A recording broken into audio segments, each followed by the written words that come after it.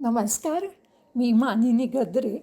चला गीतेच्या अंतरंग जाणून घ्यायचा प्रयत्न करूया. या ऑडिओची रचना आधी सांगितल्याप्रमाणे सुरुवातीला मूळ श्लोक, त्याचा मराठी अर्थ, नंतर संस्कृतचं सरळ वाक्य रूपांतर आणि त्याचा इंग्लिश अर्थ, नंतर ज्ञानेश्वरीतील माऊलींच्या ओव्यांचा मराठी सुलभ अर्थ आणि नंतर माझ्या दृष्टिकोनातून त्या श्लोकाविषयी मला काय वाटलं त्याचं विवरण. सर्वप्रथम आपण मूळ श्लोकाचा संधिविग्रह करून त्यातील प्रत्येक शब्दाचा मराठीत अर्थ पाहूया. भूमिरापो नलो वायु खम मनो बुद्धिरेव च अहंकार इति येमे भिन्न प्रकृती अष्टधा. अपरा आणि परा या प्रकृतीच्या स्वरूपाचं वर्णन करताना परमेश्वर म्हणतात, भूमी, पृथ्वी, आपहा, जल, अनलहा, अग्नी, वायू, खम, आकाश, मन, बुद्धी, च आणि अहंकार एव, अहंकारसुद्धा, इति या प्रकारे अष्टधा 8 प्रकारांनी भिन्न विभाजित असणारी इयम मे प्रकृती ही माझी प्रकृती आहे. पृथ्वी, पाणी, अग्नी, वायू, आकाश, मन, बुद्धी, अहंकार अशी ही 8 प्रकारात विभागलेली माझी ही 8 प्रकारचे भेद असणारी माझी अपरा म्हणजे अचेतन अशी प्रकृती आहे. अपरे मितस्वज्ञं प्रकृती विद्धि मे पराम जीवभूता महाबाहो ययेदम धार्यते जगत. महाबाहू, हे महाबाहो, इतः अन्याम, हिच्यापेक्षा दुसरी, की यया, जिच्यामुळे, इदम जगत, हे संपूर्ण जगत, धार्यते, धारण केले जाते, मे, ती माझी, जीवभूताम, जीवरूप, पराम, चेतन, प्रकृतीम, प्रकृती आहे, विद्धी, तू जाण, आणि हे महाबाहो, हिच्याहून दुसरी, जिच्या योगे सर्व जग धारण केले जाते, ती माझी जीवरूप, परा, सचेतन प्रकृती आहे असं समज. म्हणजे पंचमहाभूत जड अपरा प्रकृती आणि चैतन्य म्हणजे परा प्रकृती. एतद्योनिनी भूतानि सर्वाणि इत्युपधारय अहम कृत्स्नस्य जगतः प्रभवः प्रलयस्तथा. वरील दोन्ही प्रकृती या संपूर्ण भूतांचं कारण आणि स्वतः मी महाकारण असल्याचं परमेश्वर इथे सांगतायत. सर्वाणी भूतानी, सर्व भूत, एतद्योनिनी, या 2 प्रकारच्या प्रकृतीपासून उत्पन्न होतात. अहम, मी, कृत्स्नस्य जगतः, संपूर्ण जगाची, प्रभवः, उत्पत्ती, तथा, आणि, प्रलयः, प्रलय म्हणजे सर्व जगाचं मूळ कारण आहे, इति उपधारय, असं तू समज, असं तू जाण, परा अधिक अपरा आणि चैतन्य. परमेश्वर म्हणतात, हे अर्जुना, तू असं समज की सर्व भूत मात्र या 2 प्रकृतींपासूनच उत्पन्न झालेले आहेत आणि मी सर्व जगाची उत्पत्ती आणि प्रलय आहे, अर्थात सर्व जगाचं मूळ कारण मी आहे. मत्तः परतरं नान्यत् किंचिदस्ति धनंजय मयि सर्वमिदं प्रोतं सूत्रे मणिगणा इव.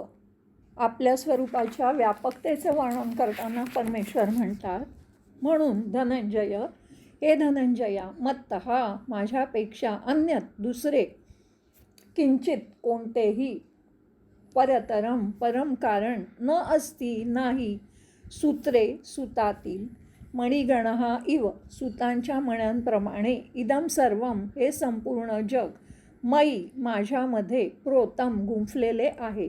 हे धनंजया, माझ्याहून निराळे दुसरे कोणतेही परम कारण नाही. हे संपूर्ण जग दोऱ्यामध्ये दोऱ्याचेच मणी ओवावे तसे माझ्यात ओवलेले आहे.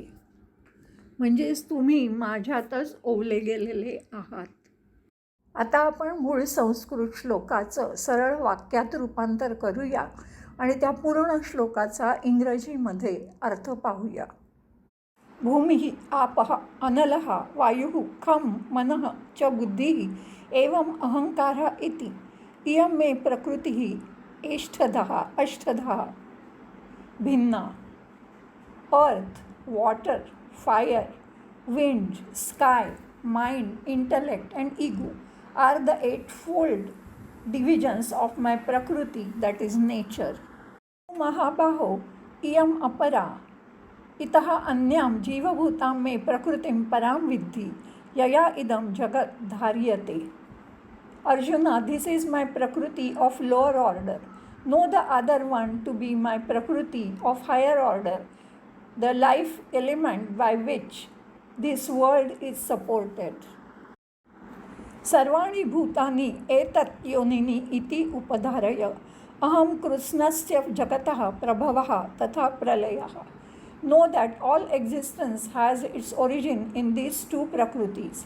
I am the source and sink, origin and dissolution of the whole universe. Dhananjay मत्त परतरम अन्यत् किंचित न अस्ति.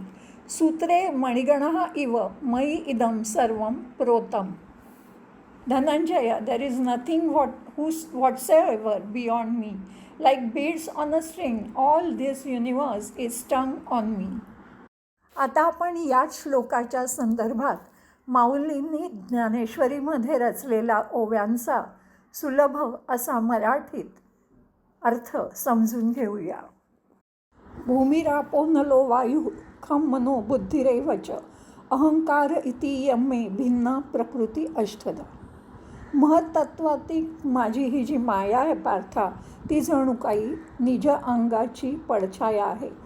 मूळ मायेला प्रकृती हे नाव आहे आणि तिचा भाव हा अष्टविध असतो. ह्याच प्रकृतीपासून हे पूर्ण त्रैलोक्य निर्माण होतं.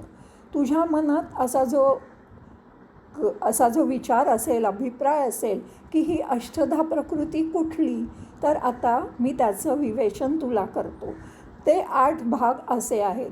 व्योम म्हणजे आकाश, वायू, तेज, उदक म्हणजे पाणी, धरणी, मन, बुद्धी आणि अहंकार हे त्या अष्टधा प्रकृतीचे 8 भाग आहेत. महत्त्वाधिक म्हणजे सांख्यांच्या 25 मूलतत्वांपैकी एक.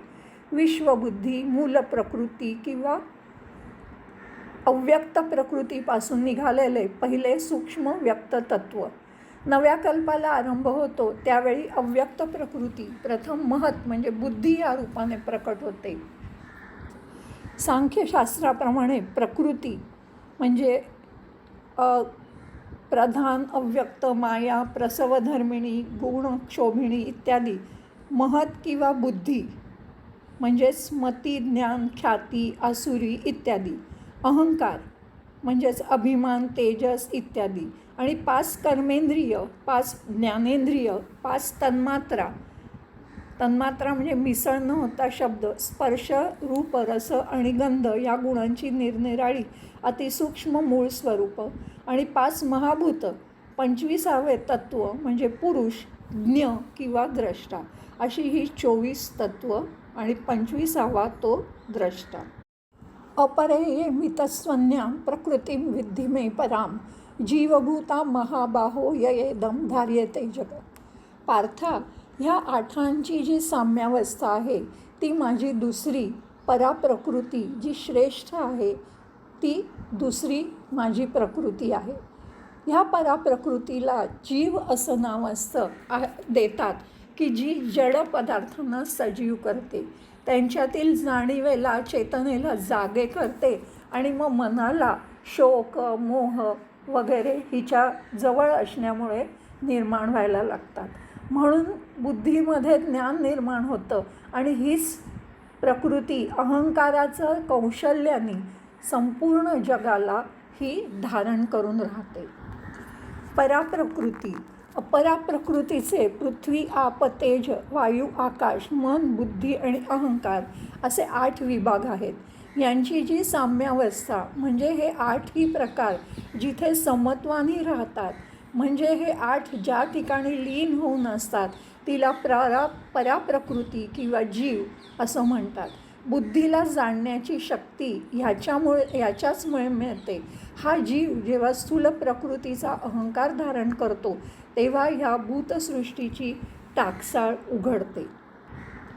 साम्यावस्था म्हणजे साम्य बुद्धी बुद्धियोग म्हणजे निष्काम कर्मयोग.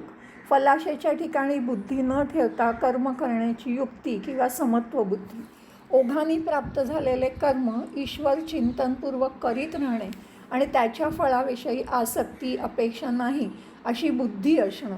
बुद्धीची ओढ एकमात्र ईश्वर तत्वाकडेच असणं.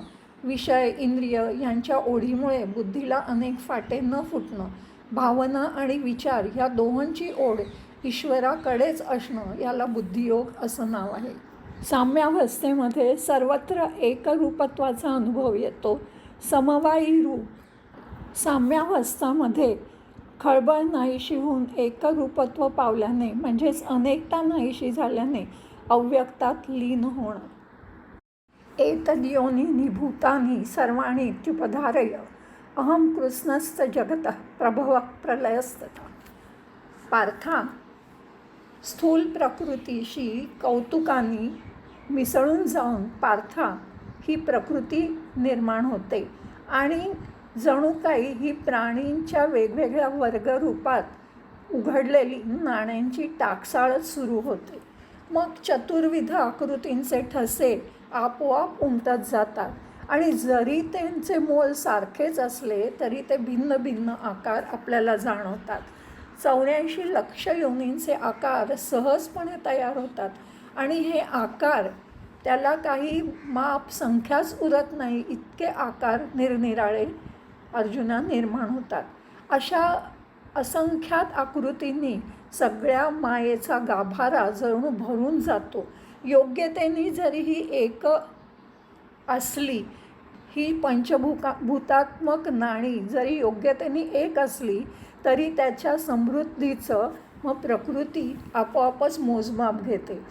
ती नाणी आखून विस्तार पावते आणि मग त्यांचं विस्तार आटवते सुद्धा तीच. कर्म अकर्मांच्या उद्योग करायला लावते प्राण्यांना कर्म अकर्मामध्ये ही प्रकृती गुंतवून ठेवते, तसे उद्योग करायला लावते. आता हे रूपक तुला सहज कळेल असं तुला सांगतो. पार्था, ही प्रकृती नामरूपाचा विस्तार सगळीकडे करते आणि मग त्या प्रकृतीचा भास माझ्या ठायी होतो. तो केवळ भास असतो, अन्यथा असं काहीही नसतं. म्हणून सतत तू जाण, या जगाचा आदी मध्य आणि अंत हा मीच एक आहे हे भ्रांतीशिवाय तू जाण.